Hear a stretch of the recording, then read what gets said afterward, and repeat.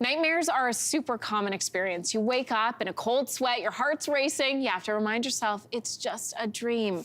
Sometimes those dreams are so bizarre, it has you wondering why you even had one in the first place. So today, sleep expert Amanda Jewson is here with answers on what triggers nightmares and then how to deal with them. It's great to have you. Thank you. Okay, so there's two different types of things that can happen here. There's the nightmare and the night terror. What's the difference? People often use these interchangeably, but they are different things. So a nightmare is a dream. So we wake up, we remember the dream, we can recall it. It happens in the REM stage of sleep.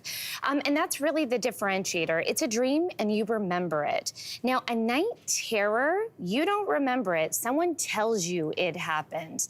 It actually happens when you're coming out of stage 3 or deep sleep. So you're in that really deep sleep. You're moving into the lighter stage. There might be something frightening that happens. And so it's often shown in children. So children that are overtired, overstimulated. It can happen in adults as well. Actually, there's a 2020 study that showed that this can be genetic. So if you experience night terrors as a child, there's a good chance your children will too. But they're very different things. A night terror, you cannot recall it. You have no recollection. Someone has to tell you it happened, basically. Our kids get them when they're too hot. Yes. Oh, too hot. Interesting. Too hot. Let's go back to the nightmares. Why do we get these in the first place? Yeah, I mean, the most common reason is stress. So I often refer, when people talk to me about nightmares, the Scientific American during the pandemic time had a whole issue called COVID dreams, because people were so stressed about the pandemic, they were going to bed and literally bringing their stress to bed. So if you work a high stress job, if you have a high stress life, you're probably going to have nightmares.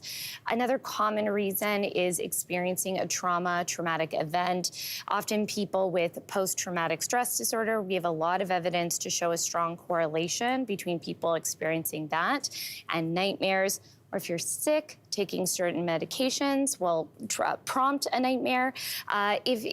Fever dreams are a real thing. If you have a fever, people often report strange or funny dreams during that time as well. What about in the midst of where we are right now, Halloween season, and we're watching scarier things on TV? There might be like a movie or a TV show. Does this have any effect on dreams? Absolutely. Really? So, yeah, we have a lot of evidence to suggest that children who watch violent shows or scary things are more often having nightmares at bedtime. So we have a ton of evidence. Actually, in 2001, the American Academy of Pediatrics shared that if your children are watching these scary things, they're going to be more prone to nightmares. Yeah, I thought that was just something that like our parents told us to kind of scare us, but the fact that science proves it's true. That's right. Important to know. So how do you fall back asleep after you've had a nightmare? For sure. So for adults, if you wake up, generally you're in fight or flight. So you're in the moment. You want to take a few deep breaths. And the breaths and extra oxygen are going to tell your body you're safe. Grab an object next to you. Even if it's your phone, don't look at the phone.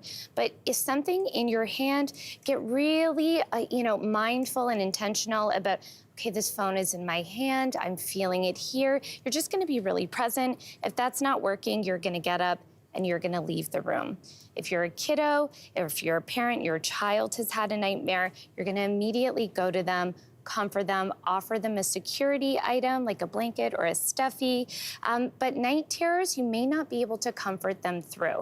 So you're gonna stay with them until they're calm and leave. So honestly, once they're out of it, they'll go back to sleep pretty quickly. What if you're having consistent nightmares that don't seem to go away? Yeah, I mean, at that point, if you're doing all these things and nothing is working, it's time to talk to a doctor. Sleep terrors or night terrors can actually mask other sleep disorders, so we wanna rule those out. Or speaking to a mental health professional. If you've experienced a traumatic event, it's time to talk about it and relieve that stress. So that good night's sleep is just within reach. Right there. Yeah, right there. Okay, Amanda, thanks so much for coming in today. Thank you. Hey, thanks for watching. If you liked this, be sure to subscribe here, or you can check out more Your Morning videos right here.